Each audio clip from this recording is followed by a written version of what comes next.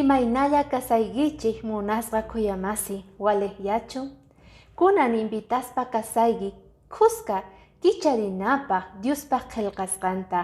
Maskanachik kay libro de Proverbios capítulo 13 versículo 11 maypi noqanchik tarisun kayta. Qonqallay qhapaq kayqa manamin unaypaqchu. Pisimanta wiñayqa ichaqa qhapakyayman.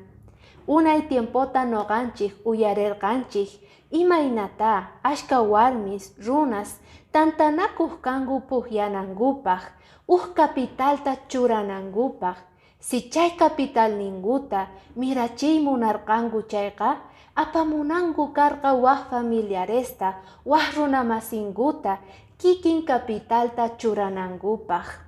Ashkata payguna inviertespa karqanku, llayk'urqanku ansiedadpi llakikuypi, tantay munarqanku tukuy imankuta vendespa chay pukllanankupaq sigue. Kay paskarakuqtintaq, kay pukllay engaño paskarakuqtintaq payguna pierderqanku tukuy qullqinkuta. Ima llakiyta saqirqa chay pukllay, chay engaño. Aska runas pierderqanku, llakisqas quedakurqanku.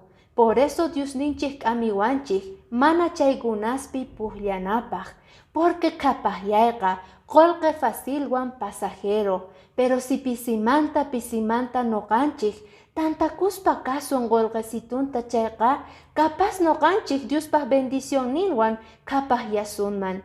Chay advertenciata kunan apamuwanchik Diosninchik mana chaypi urmanapaq.